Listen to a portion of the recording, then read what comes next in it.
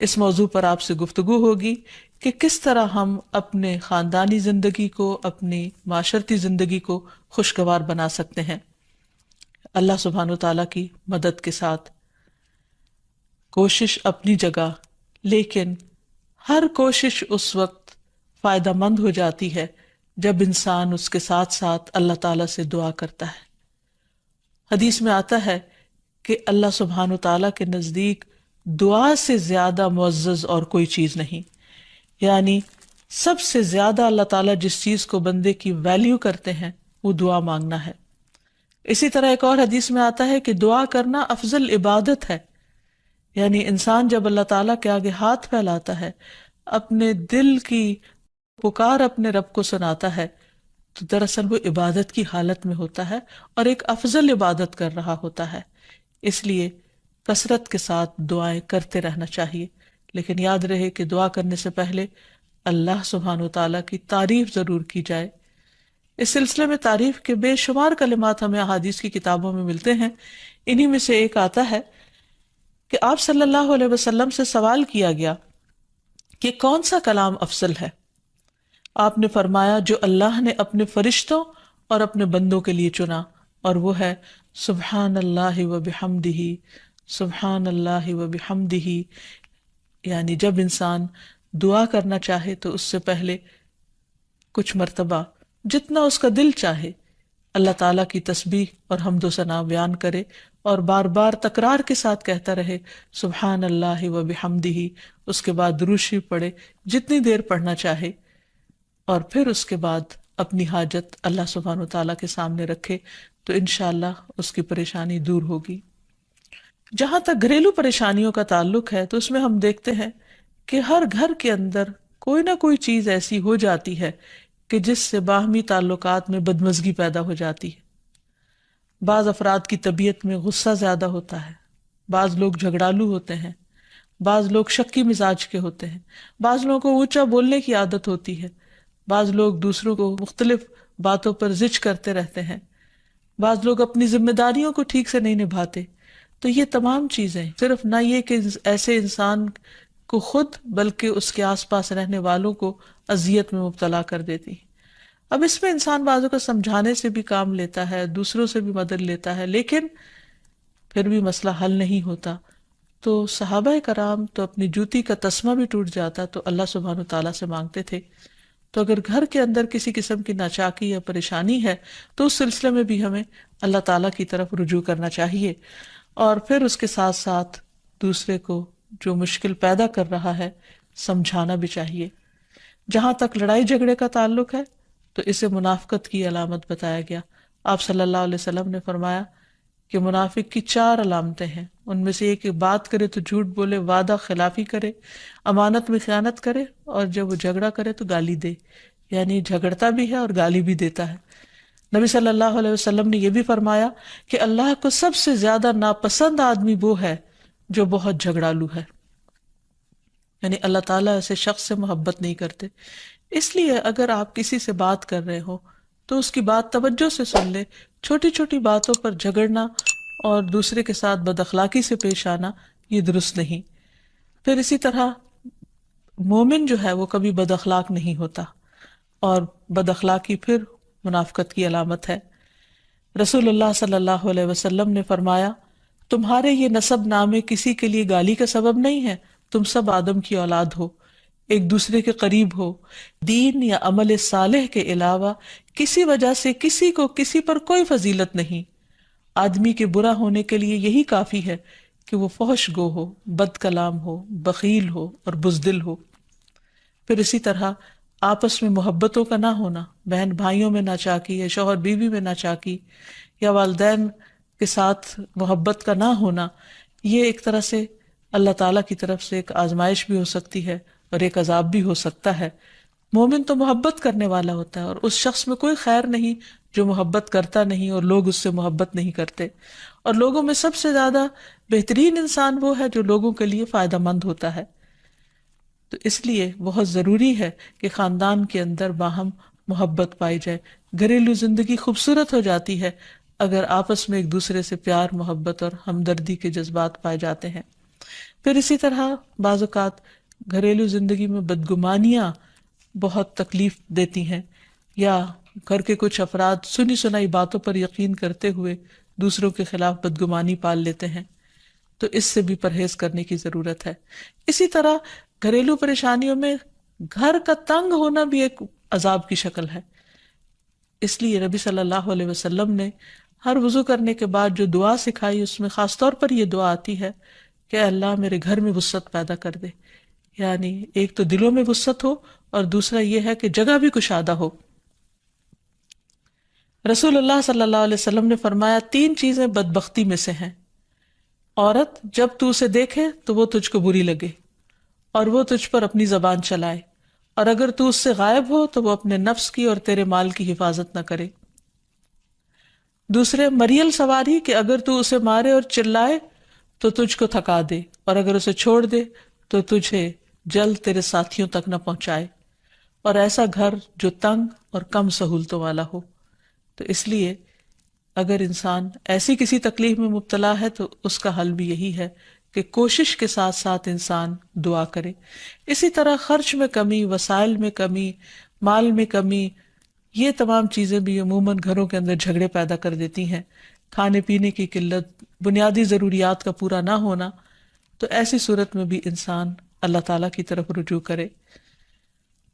اور اس کے لیے ساتھ ہی کوشش بھی ضروری ہے۔ کوشش میں سب سے پہلے تو یہ کہ انسان لڑائی جھگڑا چھوڑے، صبر و ضبط کی عادت ڈالے، برداشت اور تحمل کی عادت اپنے اندر پیدا کرے، اپنے اخلاق کو بہتر بنائے۔ ایک حدیث کے مطابق اللہ سبحانہ و تعالیٰ جب کسی گھرانے پر خیر و برکت نازل فرمانا چاہتے ہیں تو اس گھر والوں کے اندر نرمی پیدا کر دیتے ہیں، اور ایک اور حدیث میں یہ بھی آتا ہے کہ جو نرمی سے محروم کر دیا گیا وہ ہر خیر و بلائی سے محروم کر دیا گیا۔ تو اس لیے گھر کے ہر فرد کو اپنے اپنے رویے پر غور کرتے ہوئے اپنے اخلاق کی اصلاح کرنے کی ضرورت ہے، اور دوسروں سے توقعات زیادہ رکھنے کی بجائے اپنا طرز عمل اچھا کرنے کی ضرورت ہے۔ اور گھر والوں کے ساتھ بہترین ہونا نبی صلی اللہ علیہ وسلم کی سنت ہے۔ آپ نے فرمایا تم میں سے بہتر وہ ہے جو اپنے گھر والوں کے لیے بہتر ہو، اور میں تم سب کی نسبت اپنے گھر والوں کے حق میں اچھا ہوں۔ یعنی آپ نے اپنی مثال دی کہ میں سب سے اچھا سلوک اپنے گھر والوں سے کرتا ہوں، تو تمہیں بھی اگر اچھا بننا ہے تو ایسا ہی کرنا ہوگا۔ پھر اسی طرح گھر والوں کو زیادہ سے زیادہ فائدہ پہنچانا۔ حسن بصری سے مروی ہے کہ اللہ تعالیٰ کے نزدیک پسندیدہ بندے وہ ہیں جو اپنے اہل و عیال کو سب سے زیادہ نفع دینے والے ہیں۔ پھر اسی طرح پیار و محبت سے رہنا۔ اگر لڑائی جھگڑا ہو بھی جائے یا کوئی غلط فہمی پیدا بھی ہو جائے تو اس وقت خاموشی اختیار کر لینا، مناسب وقت کا انتظار کر کے اس غلط فہمی کو دور کرنا ضروری ہے۔ پھر اسی طرح اللہ سبحانہ و تعالیٰ نے گھریلو زندگی کو خوشگوار بنانے کے لیے جو بہترین ہدایت ہمیں قرآن مجید میں دی ہے وہ ہے عفو درگزر سے کام لینا۔ اللہ تعالیٰ فرماتے ہیں یا ایہا الذین آمنوا ان من ازواجکم واولادکم عدوا لکم فاحذروہم وَإِن تَعْفُوا وَتَصْفَحُوا وَتَغْفِرُوا فَإِنَّ اللَّهَ غَفُورٌ رَّحِيمٌ إِنَّمَا أَمْوَالُكُمْ وَأَوْلَادُكُمْ فِتْنَةٌ وَاللَّهُ عِندَهُ أَجْرٌ عَظِيمٌ۔ اے لوگو جو ایمان لائے ہو، بے شک تمہاری بیویوں اور تمہارے بچوں میں سے بعض تمہارے دشمن ہیں، سو ان سے ہوشیار رہو، اور اگر تم معاف کرو اور درگزر کرو اور بخش دو تو بے شک اللہ بے حد بخشنے والا، نہایت رحم فرمانے والا ہے۔ تمہارے مال اور تمہاری اولاد تو محض ایک آزمائش ہے، اور جو اللہ ہے اسی کے پاس بہت بڑا اجر ہے۔ یعنی انسان کو بعض اوقات اپنی ہی بیوی یا بیوی کو اپنے ہی شوہر سے، اور بعض اوقات اپنے ہی بچوں سے یا اپنے ہی والدین سے دشمنی کا اندیشہ ہو سکتا ہے، اور وہ ایک دوسرے کے لیے مصیبت اور بلا ہو سکتے ہیں،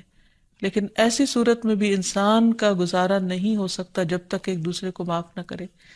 زندگی کی گاڑی نہیں چل سکتی جب تک انسان دوسروں کے قصور اور غلطیاں ان سے درگزر نہ کرے، کیونکہ ہر انسان کبھی غصے کی وجہ سے، کبھی جہالت کی وجہ سے، کبھی جلد بازی کی وجہ سے، کبھی لوگوں کے اکسانے پر اپنے پیاروں کے ساتھ زیادتیاں کر جاتا ہے. تو ایسی صورت میں انسان اگر چاہتا ہے کہ اس کی زندگی خوشگوار ہو تو اسے معاف کرتے رہنا چاہیے. نبی صلی اللہ علیہ وسلم کے اخلاق کے بارے میں جب پوچھا گیا تو حضرت عائشہ کہتی ہیں کہ آپ تان و تشنیع کرنے والے نہ تھے، یعنی تانے نہیں دیتے تھے، یعنی اگر کسی سے غلطی ہو جاتی تو اسے بار بار یاد نہیں کراتے تھے، فحش کام نہیں کرتے تھے، بازاروں میں چیخنے والے اور برائی کا بدلہ برائی سے دینے والے نہ تھے، بلکہ معاف کرنے والے اور درگزر کرنے والے تھے. اور حقیقت یہ ہے کہ جو جس کے جتنا قریب ہوتا ہے، جیسے گھر والے ہیں، اس کی غلطیاں اور اس کی کمزوریاں زیادہ سامنے آتی ہیں، اور پھر وہ ریپیٹڈلی سامنے آتی ہیں، بار بار سامنے آتی ہیں. تو ایسی صورت میں معاف کرنا بھی مشکل لگتا ہے، لیکن پھر بھی معاف کیے بغیر گزارا نہیں. پھر اسی طرح یہ ہے کہ انسان اگر ہمیشہ دوسروں کا حق ادا کرنے کی فکر کرے تو اس سے بھی بہت سے جھگڑے ختم ہو جاتے ہیں. شوہر اگر بیوی کو حق دینے والا ہو، بیوی خوشی سے شوہر کا حق دینے والی ہو، بہن بھائی ایک دوسرے کے اوپر قربانی کرنے والے ہوں، ایثار کرنے والے ہوں، تو ایسی صورت میں گھر کا ماحول بہت خوشگوار ہو سکتا ہے. عورت کے بارے میں فرمایا نبی صلی اللہ علیہ وسلم نے کہ عورت اس وقت تک ایمان کی حلاوت نہیں پا سکتی جب تک کہ وہ اپنے شوہر کا حق ادا نہیں کرتی. اسی طرح شوہر کے لیے نبی صلی اللہ علیہ وسلم کا یہ اسوہ حسنہ بہترین ہے کہ آپ صلی اللہ علیہ وسلم اپنے گھر ہوتے ہوئے اپنے گھر والوں کے کام کاج میں ہاتھ بٹایا کرتے تھے، ان کی خدمت کیا کرتے تھے. جب نماز کا وقت ہوتا تو فوراً نماز کے لیے تشریف لے جاتے. آپ اپنے چھوٹے چھوٹے کام خود کر لیا کرتے تھے. یعنی اس سے بھی یہ پتہ چلتا ہے کہ خوشگوار گھریلو تعلقات میں دوسرے پر بوجھ نہ بننا ایک بہت اہم نکتہ ہے، کیونکہ اگر ہر انسان اپنی ذمہ داری خود لے لے تو دوسروں کے لیے وہ خوشگوار ہو جاتا ہے. پھر اسی طرح گھر والوں کو اگر کوئی غم، تکلیف یا پریشانی ہو تو اس موقع پر اپنے اختلافات کو بھول کر ان کی مدد کرنا، ان کی کیئر کرنا اور ان کی دلجوئی کرنا، یہ بھی بہت ضروری ہے. اور حد الوسع گھر کا ماحول خوشگوار رکھنا چاہیے، ایک دوسرے کا احساس کرتے ہوئے اور ایک دوسرے کے کاموں میں عیب نہ نکالتے ہوئے اور ایک دوسرے کو اپریشیٹ کرتے ہوئے، ایک دوسرے کی اچھی خوبیوں کو اور اچھی باتوں کی تعریف کرتے ہوئے، اور اسی طرح بعض اوقات اپنی خواہشات کو پیچھے کرتے ہوئے. کیونکہ اگر ہر انسان یہ چاہے کہ زندگی اس کے مطابق، کیونکہ اگر ہر انسان یہ چاہتا ہو کہ ہر کام گھر میں اس کی مرضی کے مطابق ہو تو یہ ممکن نہیں. بہت سے گھروں میں ساس بہو کا جھگڑا کس بنا پر ہوتا ہے، یا آپس میں قریبی رشتوں کا جھگڑا اور فتنہ فساد کس وجہ سے ہوتا ہے؟ کیونکہ ہر شخص یہ چاہتا ہے کہ گھر کا نظام اس کی مرضی کے مطابق ہو، حالانکہ ایسا ہونا ممکن نہیں. تو اس لیے ہر انسان کو اپنی رائے بھی دینی چاہیے، لیکن دوسروں کی رائے کا بھی احترام کرنا چاہیے. اپنی ضرورت بھی پوری کرنی چاہیے، لیکن اس کے ساتھ ساتھ دوسروں کی ضروریات کا بھی خیال کرنا چاہیے. پھر اسی طرح بہت سے معاملات میں قناعت اختیار کرنی چاہیے، کیونکہ یہ زندگی بذات خود ایک امتحان ہے، اور اصل عیش و عشرت کی جگہ جنت ہے، دنیا نہیں، یا دنیا کا گھر نہیں. تو اس لیے ضروری ہے کہ مشکل حالات میں انسان اپنے عزیزوں کا، پیاروں کا،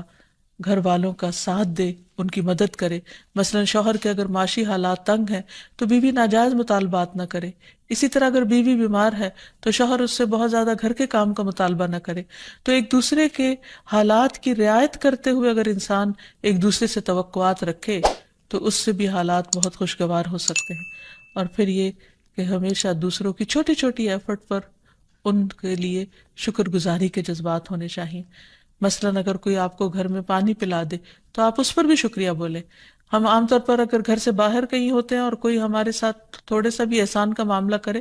تو ہم اس کے احسان کو مانتے ہیں، لیکن گھر والوں کا احسان ماننا ایک مشکل کام لگتا ہے. تو اس لیے اگر ہم چاہتے ہیں کہ گھریلو زندگی خوشگوار ہو تو اس میں گھر والوں کے احسان کو بھی ماننا ضروری ہے. اور پھر چھوٹی چھوٹی اذیتوں کو بہت مینشن نہیں کرنا چاہیے، ان کا ذکر نہیں کرنا چاہیے، ان پر صبر کرنا چاہیے. تو جو شخص شکر اور صبر سے کام لیتا ہے اس کی زندگی لازماً خوشگوار ہوتی ہے. لیکن اس کے باوجود بھی اگر گھریلو زندگی میں تنگی ہو، تکلیف ہو، آپس کی ناچاکی ہو، دشمنی ہو، پریشانی ہو، بہت بے چینی ہو، تو پھر اللہ سبحانہ وتعالیٰ ہی کی طرف رجوع کرنا چاہیے، کیونکہ قرآن مجید میں آتا ہے وَإِن يُرِدْكَ بِخَيْرٍ فَلَا رَادَّ لِفَضْلِهِ يُصِيبُ بِهِ مَن يَشَاءُ مِنْ عِبَادِهِ وَهُوَ الْغَفُورُ الرَّحِيمُ۔ اور اگر اللہ تجھ سے کوئی بھلائی کرنا چاہے تو کوئی اسے ٹالنے والا نہیں، وہ اپنے بندوں میں سے جسے چاہے فضل سے نوازتا ہے، اور وہ بخشنے والا اور رحم کرنے والا ہے۔ تو اس لیے چھوٹی چھوٹی تکلیفوں پر بھی فوراً اللہ کا ذکر، اللہ کی یاد، اللہ کی تسبیح انسان کے دل کو سکون بخش دے۔ اور نبی صلی اللہ علیہ وسلم نے خصوصاً اپنی پیاری بیٹی فاطمہ رضی اللہ تعالی عنہا کو، جب وہ گھر کے کام کاج کر کے تھک جاتی تھی، کیونکہ اپنے ہاتھ سے چکی پیستی، اپنے ہاتھ سے آٹا گوندتی، اپنے ہاتھ سے اپنے گھر کے کام کاج کرتی، بچوں کو لک آفٹر کرتی، تو بہت تھک جاتی تھی، اور اسی تھکاوٹ کی وجہ سے انہوں نے ایک دفعہ نبی صلی اللہ علیہ وسلم کے پاس جب کچھ قیدی آئے تو خادم کا مطالبہ کیا، لیکن آپ صلی اللہ علیہ وسلم نے ان کو خادم دینے کی بجائے یہ تسبیحات سکھائی، اور فرمایا کہ جب تم اپنے بستر پر جانے لگو تو 33 بار سبحان اللہ، 33 بار الحمدللہ، اور 34 بار اللہ اکبر پڑھ لیا کرو، اور اسی لیے یہ تسبیحات تسبیحات فاطمہ کے نام سے بھی معروف ہیں۔ تو رات کو خاص طور پر بستر پر لیٹ کر یہ تسبیحات ضرور پڑھ لینی چاہیے،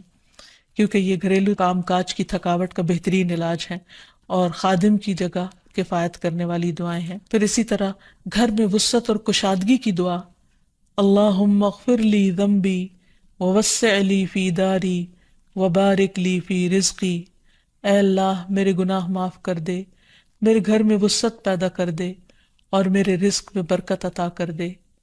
پھر اسی طرح چھوٹی چھوٹی پریشانیوں کے سلسلے میں، مثلاً بچے کو چوٹ لگ گئی یا اچانک کسی وبائی مرض کا کوئی شکار ہو گیا، تو علاج معالجے کے ساتھ ساتھ دعا کرنا ضروری ہے۔ مثلاً گھر والوں میں سے اچانک کسی کو کوئی ایسی بیماری آ گئی، کوئی سٹروک ہو گیا یا ہارٹ اٹیک ہو گیا، تو سارے گھر والے پینک ہو جاتے ہیں۔ ایسی صورت میں پریشانی کا صرف اظہار کرتے رہنے سے اور غمگین رہنے سے مریض کی مدد نہیں کی جا سکتی، تو اس موقع پر اللہ تعالیٰ سے دعا کرنی چاہیے۔ اور ایک بہت خوبصورت دعا جو نبی صلی اللہ علیہ وسلم نے حضرت اسماء بنت